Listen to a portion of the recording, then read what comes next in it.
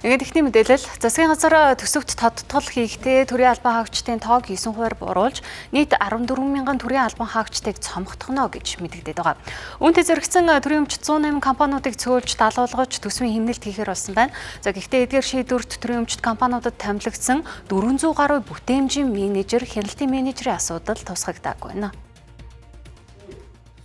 Улиран ажиллаж буй сангийн сайд жавхлан мэдээлэлтэй эрүүл мэнд боловсролын салбараас бусад салбарт ажиллаж байгаа 14400 төрийн албан хаагчийг цомгтгох замаар төсвийн хэмнэх асуудлыг танилцуулсан. За ингэхдээ салбар бүрийн сайд нар ямар албан хаагчдыг цомгтголд оруулах, бүтэц нэгжээ хэрхэн оновчтой зохион байгуулах асуудлыг хариуцуулсан байна. За гэвч энэ шийдвэрт хамтарсан засгийн газрын үед томилогдсон 7-оос 10 сая төгрөгийн цалинтай 400 гаруй бүтээмжийн хяналтын менежерийг цомгтгох асуудал багтаагүй байна.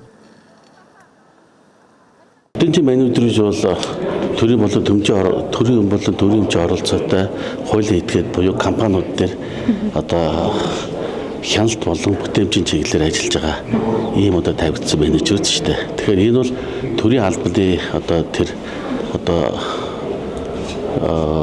хүмүүсийн тоонд бол энэ бол орохгүй шүү дээ. Орохгүй. Бүхэл төсөв байгууллагуудаас яг жигд тийм ээ хуваарлтуудаа хийгээл засгийн хурлаар оруулаад их хурлд өргөн барайл төсвийн тодтголоор ороод шийдэж шүү дээ. Энэ бол үндсэндээ бол автоматар 9% чинь тооцоогод бодвол танaltaй хийж шүү дээ. Юу гэдгийг тийм ээ яг байгууллага харж байгаа тоогоо харж байгаа л 9% нь асуудлыг шийдээл тэгэл 1400 гэдэг тоогоо гаргаж шийдэж шүү дээ. Энэ бол тийм хүндрэлтэй асуудал биш.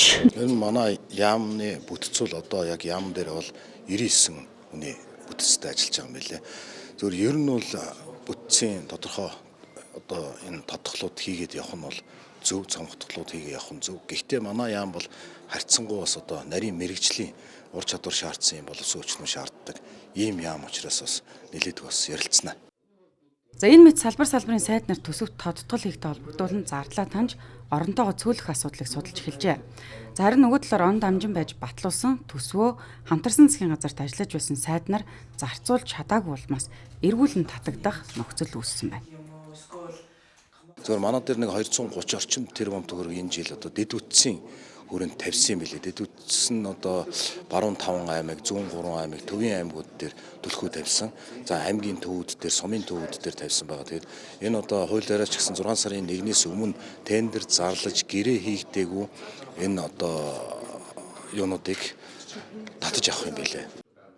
За 2025 оны улсын төсөвт 1.8 их 80 төгрөгийн тодтгол хийхээр яригдж байгаа. За энэ нь бодит хэмнэлт болж чадахгүй гэх байр суурийг улсын хурлын зарим гишүүдийн зүгээс хэлж байгаамаа. За одоогийн төсвийн хэмнэлт хийж байгаа шийдлийг ажиглавал иргэдийн ахуйн амьдралд шууд нөлөөлөх нэн яаралтай зардлууд эргүүлэн татагдах замаар хасагдаж, за төрийн өндөр албан тушаалтнууд бус энгийн төрийн албан хаагчид цомгтголд өртөх магадлал өндөр болжээ.